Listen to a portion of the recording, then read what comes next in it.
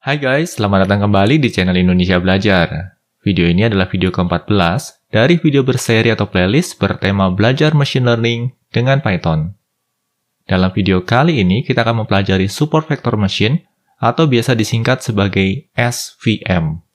Yuk, kita mulai sesi pembelajaran kita.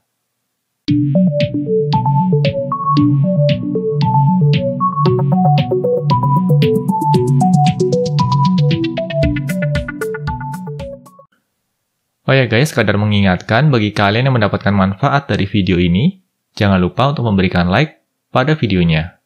Ini akan berperan sebagai feedback bagi kami terkait nilai manfaat dari materi pembelajaran yang kami hasilkan.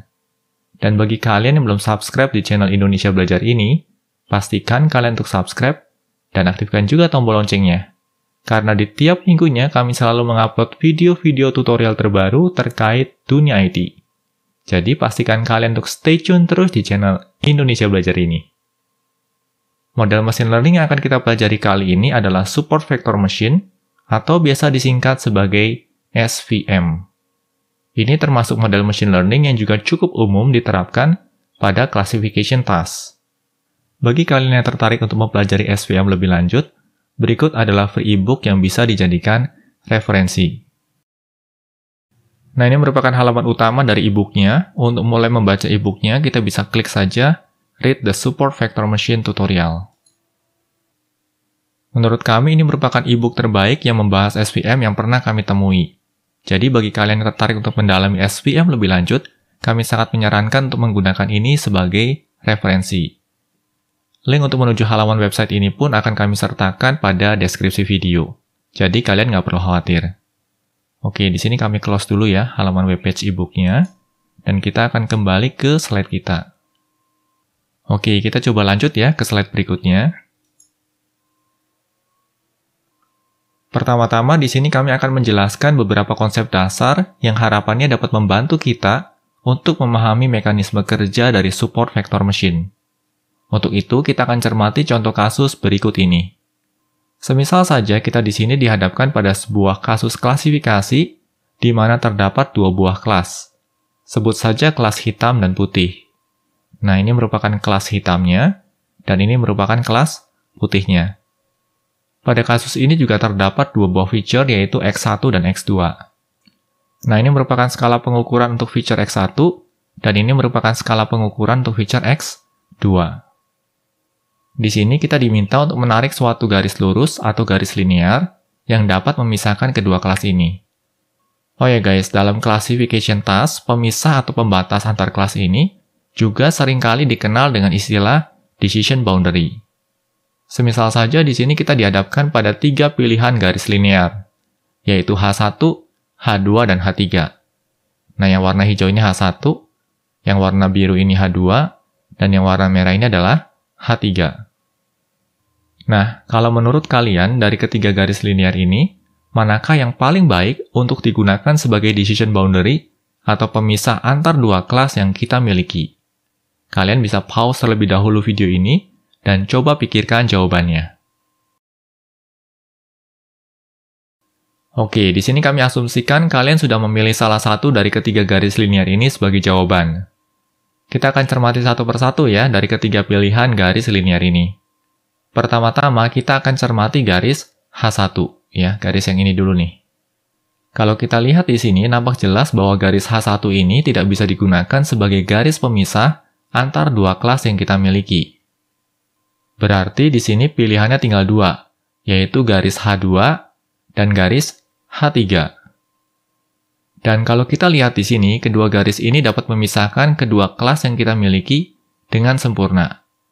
Yang menjadi pertanyaan berikutnya adalah, manakah dari kedua garis ini yang paling baik dalam memisahkan kedua kelas kita? Dan jawabannya adalah H3. Ya, jadi antara H3 dengan H2, yang paling baik adalah H3. Alasannya, karena H3 ini memiliki margin yang lebih besar bila dibandingkan dengan H2. Kita akan bahas lebih lanjut mengenai margin pada slide berikutnya.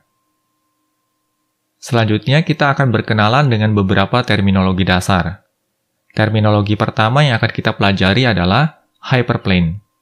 Ini merupakan terminologi yang umum digunakan dalam SVM untuk merepresentasikan decision boundary. Kita akan kembali memanfaatkan studi kasus ini. Seperti nampak di sini, karena dalam kasus ini kita dihadapkan pada dua feature, maka kita memiliki plotting dua dimensi. Ini feature pertama, ini feature kedua, dan ketika datanya di plotting, maka kita akan memperoleh plotting dua dimensi. Nah, oleh karenanya, decision boundary yang kita peroleh berupa suatu garis. Dan dalam kasus ini berupa garis lurus atau garis linear. Tetapi ketika kita hanya memiliki satu feature saja, maka decision boundary atau pemisah antar kelasnya akan berupa titik atau nilai threshold. Lalu ketika terdapat 3 features, maka decision boundary-nya berupa sebuah bidang datar atau juga biasa dikenal dengan istilah plane. Nah, ketika terdapat 4 atau lebih feature, maka pemisah antar kelasnya berupa bidang multidimensi atau biasa dikenal dengan istilah hyperplane. Pada SVM, untuk menyederhanakan istilah, maka setiap decision boundary yang dihasilkan umumnya akan disebut sebagai hyperplane. Nah, bagaimana guys dengan istilah decision boundary dan hyperplane ini? Harapannya mulai bisa dipahami ya. Pada intinya, SVM ini mencari decision boundary yang dapat memisahkan antar kelas dengan baik. Nah, di sini kalian mungkin mulai bertanya-tanya nih, bagaimana SVM menentukan decision boundary yang lebih baik? Kita akan pelajari ini pada slide berikutnya. Maximum margin. Di sini pertama-tama kita akan pahami terlebih dahulu apa itu margin. Margin ditentukan berdasarkan jarak terdekat antara decision boundary dengan anggota dari kelas yang ingin dipisahkan. Untuk bisa memahaminya dengan lebih baik, kita akan memanfaatkan contoh kasus berikut ini. Pada kasus kali ini terdapat 2 buah kelas, yaitu kelas biru dan kelas hijau. Nah, ini kelas biru, dan ini adalah kelas hijau. Di sini juga terdapat 2 buah feature, yaitu X1 dan X2.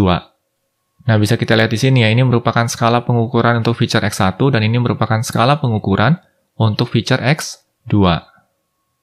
Lalu semisal saja di sini kita memiliki sebuah decision boundary berupa garis linear berwarna merah yang digunakan untuk memisahkan kedua kelas yang kita miliki. Nah, garis linear merah ini atau garis lurus merah ini merupakan decision boundary yang memisahkan kelas biru dengan kelas hijau. Dan area yang diarsir dengan warna kuning inilah yang dinamakan dengan margin. Nah, di sini bisa nampak ya, terdapat suatu area yang mengapit decision boundary yang diarsir dengan warna kuning. Nah, area inilah yang dinamakan margin. Margin sendiri diperoleh berdasarkan jarak terdekat antara decision boundary dengan anggota dari kelas yang ingin dipisahkan. Dan setiap anggota kelas yang berperan untuk menentukan margin dikenal sebagai support vector. Untuk kasus kita di sini terdapat 3 poin sebagai support vector. Nah, ini merupakan poin yang pertama, ini poin yang kedua, dan ini merupakan poin yang ketiga.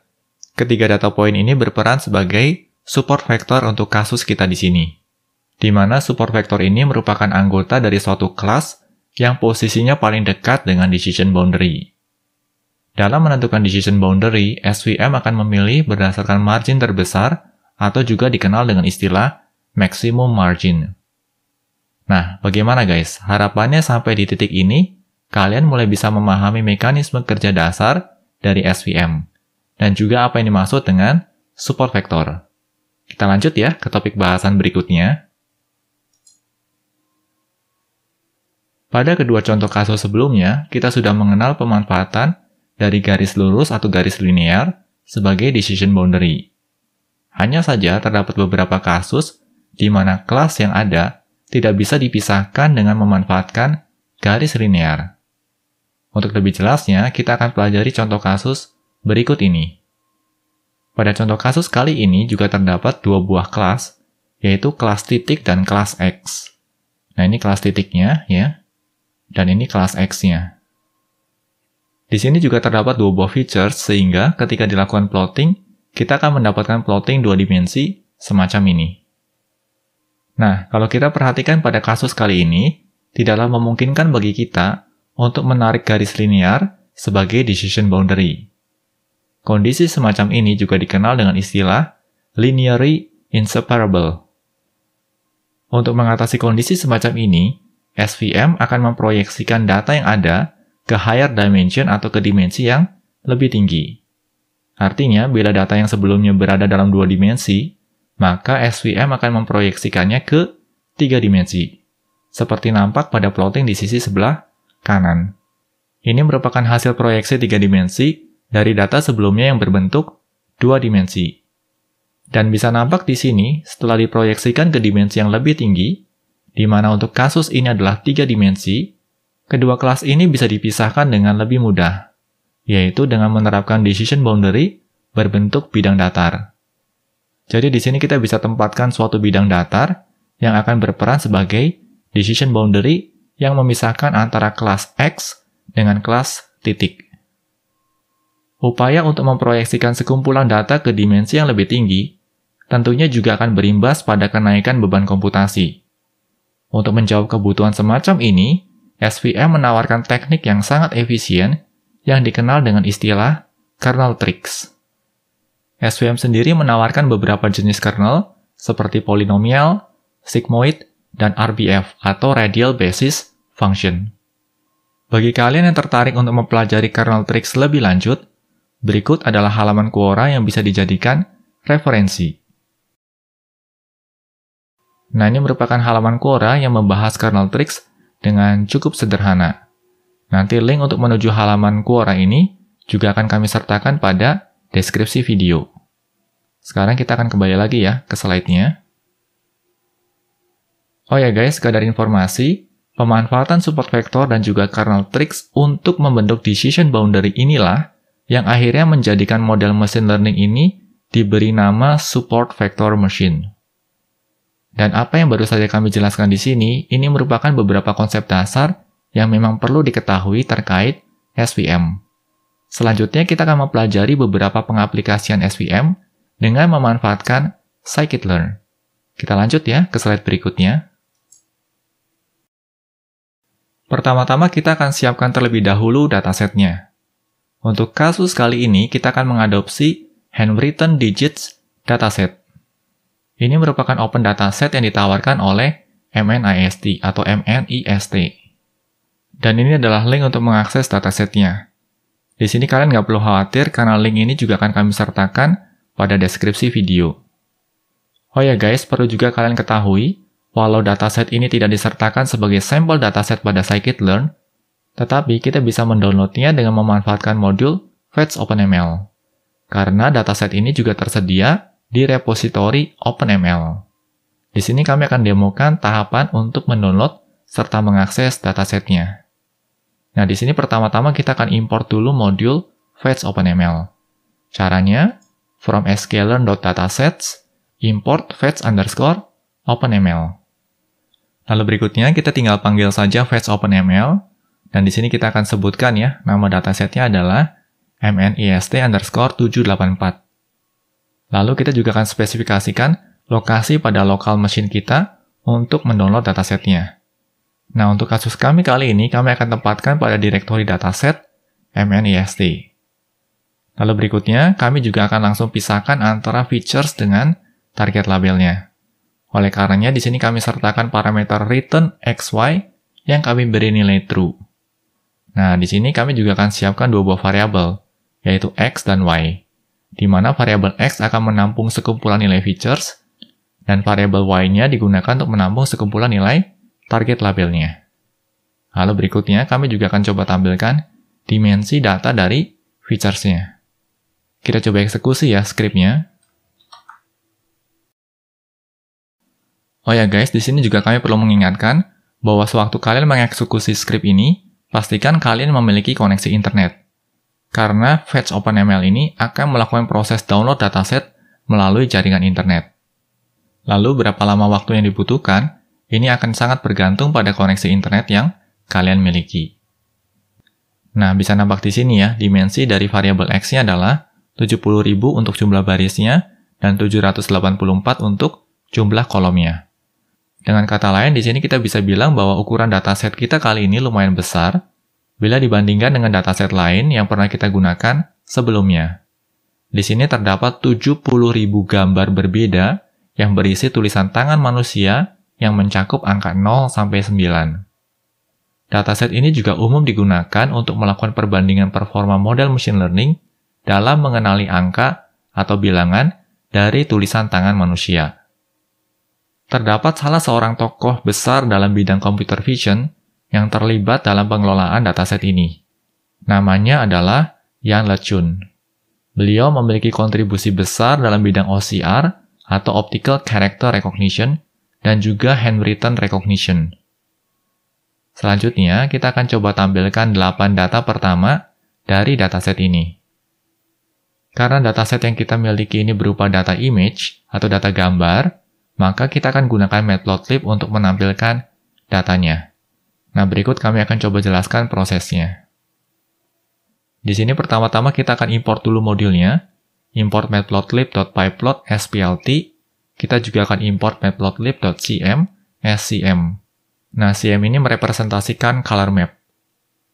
Lalu selanjutnya kita akan coba lakukan looping ya, terhadap 8 baris pertama dari dataset kita.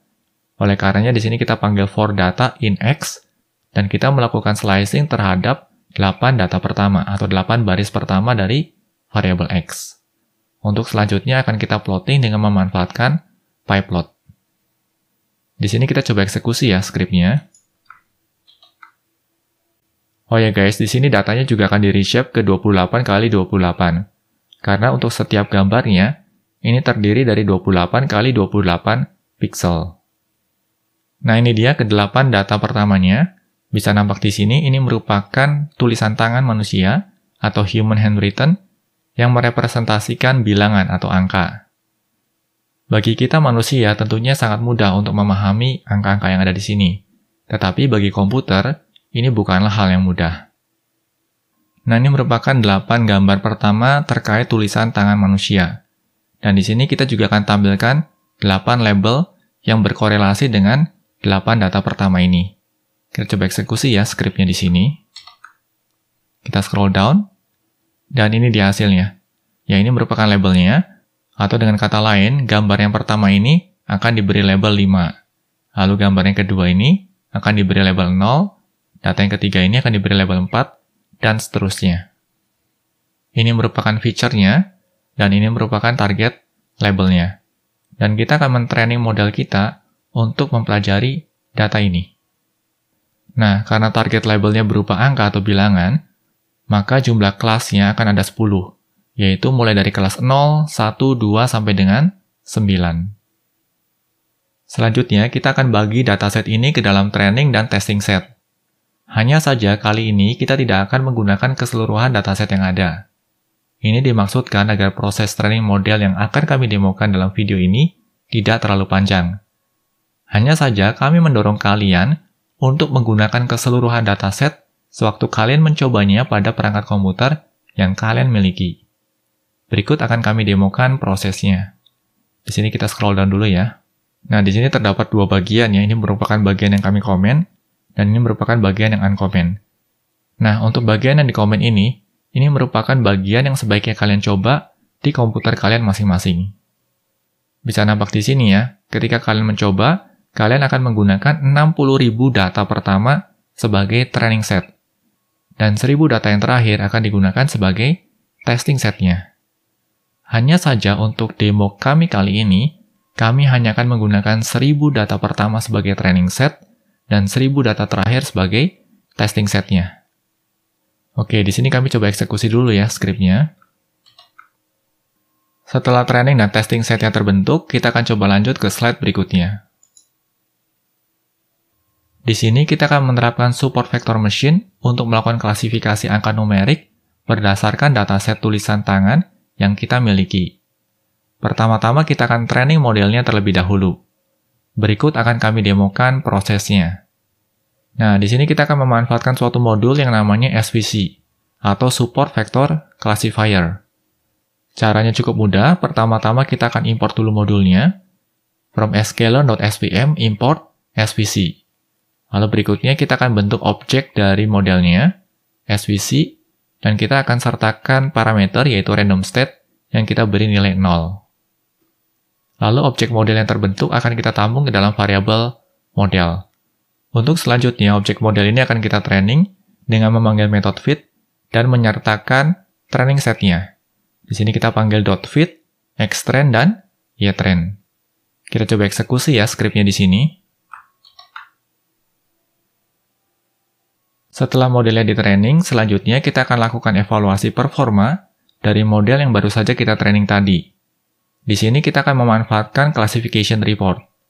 Oleh karenanya, pertama-tama kita akan import dulu classification reportnya from sklearn.matrix import classification underscore report. Lalu berikutnya kita akan gunakan testing setnya untuk melakukan prediksi. Model.predict xtest. Dan hasil prediksinya akan kita tampung ke dalam variabel ypred. Untuk selanjutnya, hasil prediksi ini akan kita bandingkan dengan y-testnya. Classification report, xtest, ypred. Dan kita akan cetak hasil classification reportnya. Kita coba eksekusi ya skripnya di sini. Kita scroll down. Dan bisa nampak di sini ya, terdapat 10 buah kelas. Ini kelas 0, 1, 2, sampai dengan 9. Lalu untuk setiap kelasnya terdapat nilai precision, recall, dan juga advanced score-nya.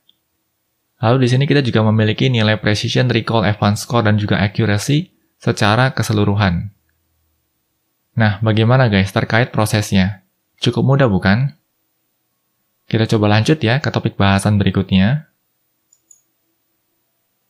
Sejauh ini dalam seri pembelajaran machine learning yang ditawarkan di channel Indonesia Belajar, kita hampir selalu menggunakan default parameter setiap kali melakukan training model. Padahal, untuk tiap model machine learning, terdapat sejumlah parameter yang bisa kita sesuaikan. Dalam konteks machine learning, parameter yang digunakan untuk mengatur proses training dari suatu model dikenal dengan istilah hyperparameter. Dan proses untuk mencari komposisi nilai optimum dari hyperparameter ini dikenal dengan istilah hyperparameter tuning atau hyperparameter optimization. Bagi kalian yang tertarik untuk mempelajari hyperparameter tuning lebih lanjut, berikut adalah halaman Wikipedia yang bisa dijadikan referensi. Nah, ini adalah halaman Wikipedia-nya. Kalian bisa mengacu ke halaman Wikipedia ini untuk menggali lebih lanjut terkait hyperparameter tuning. Kita close dulu ya halaman wikinya. Oh ya guys, link untuk menuju halaman Wikipedia tadi juga akan kami sertakan pada deskripsi video. Di sini kita akan melakukan hyperparameter tuning dengan memanfaatkan modul Grid Search atau Grid Search CV. Dan modul ini sudah disertakan oleh scikit-learn. Berikut akan kami demokan prosesnya. Di sini kita pertama-tama akan import dulu modulnya from sklearn.model-selection import Grid Search CV. Lalu berikutnya di sini kita akan spesifikasikan sekumpulan parameter beserta pilihan nilai yang akan kita kombinasikan.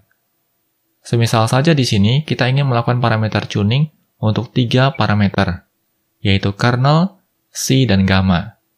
Dan ketiganya ini merupakan parameter yang bisa ditemui di dalam SVM. Lalu berikutnya untuk setiap parameter ini akan kita tentukan pilihan nilainya. Untuk kernel di sini pilihannya adalah RBF, poly, dan sigmoid.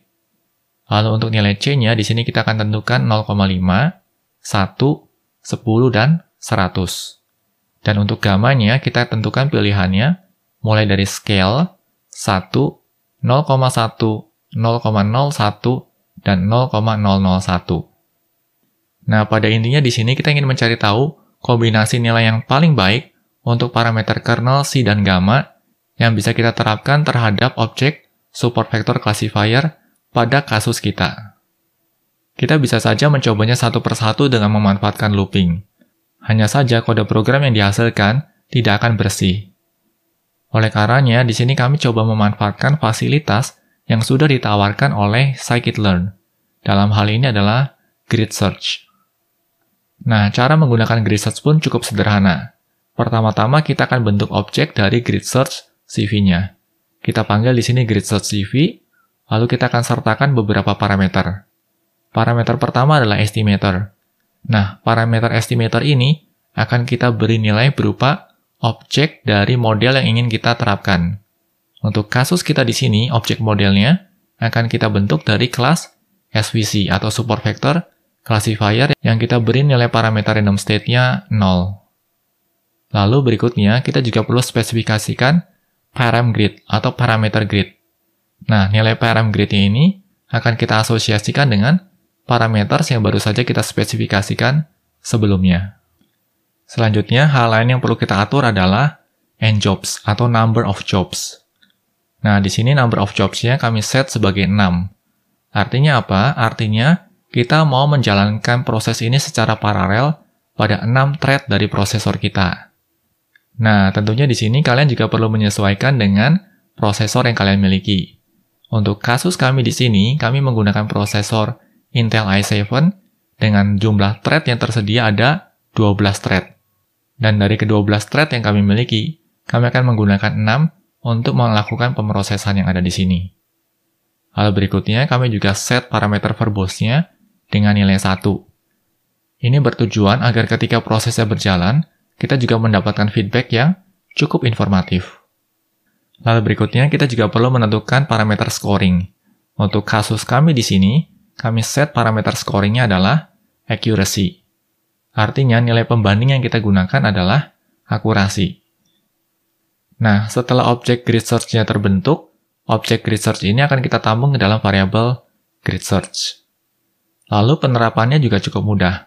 Di sini kita tidak lagi memanggil model.fit, melainkan metode fit ini akan kita panggil dari objek grid search-nya. Bisa nampak di sini ya, grid search.fit xtrend, ytrend. Kita coba eksekusi ya skripnya di sini. Kita coba scroll down.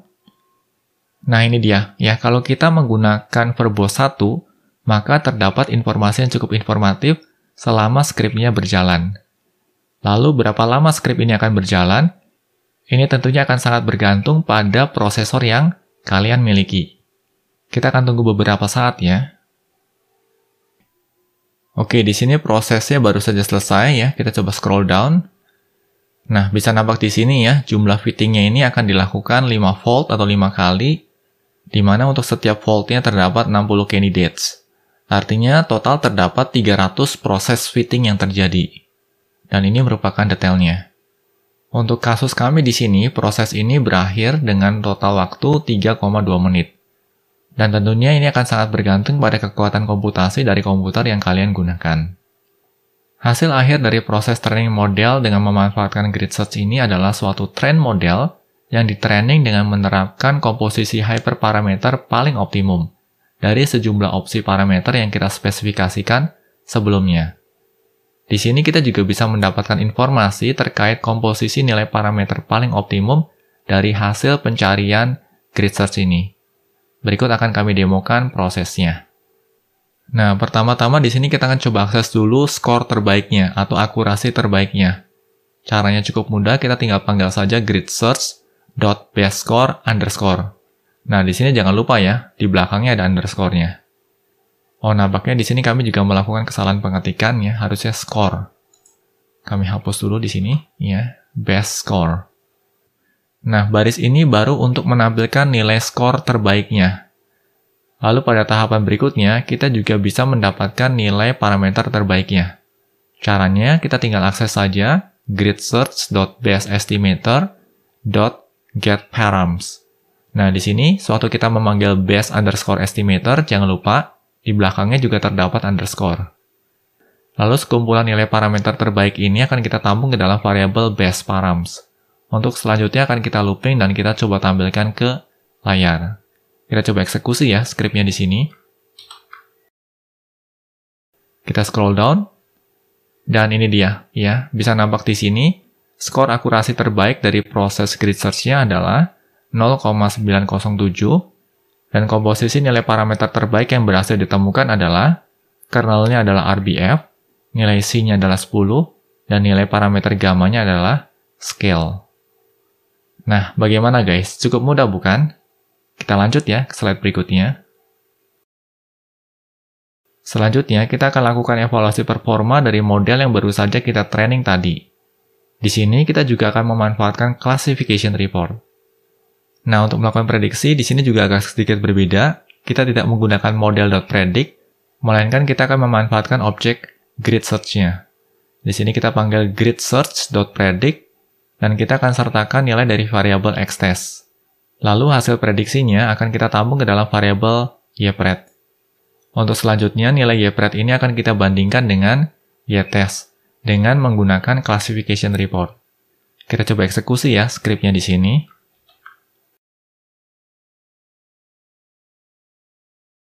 Dan ini merupakan classification report yang dihasilkan. Nah, bagaimana guys? Cukup mudah bukan? Demikian sesi pembelajaran terkait classification dengan support vector machine atau biasa disingkat sebagai SVM. Dalam sesi pembelajaran kali ini, kalian juga mengenal bagaimana cara untuk memanfaatkan grid search untuk melakukan hyperparameter tuning. Semoga materi pembelajaran yang disampaikan dapat membantu kalian dalam mempelajari machine learning. Pastikan juga untuk terus mengikuti materi pembelajaran lanjutan di channel ini. Dan bila mana ada pertanyaan ataupun masukan terkait materi yang disampaikan dalam video pembelajaran ini, kalian dapat menuliskannya pada kolom komentar di bawah ini. Kami akan selalu berusaha untuk menanggapi setiap pertanyaan dan masukan yang kalian sampaikan. Oke guys, semoga video ini bermanfaat bagi kita semua. Jangan lupa untuk komen, like, share, dan subscribe tentunya, karena ini akan membantu kami untuk terus menghasilkan materi pembelajaran berkualitas lainnya. Salam Indonesia Belajar, banyak belajar biar bisa bantu banyak orang.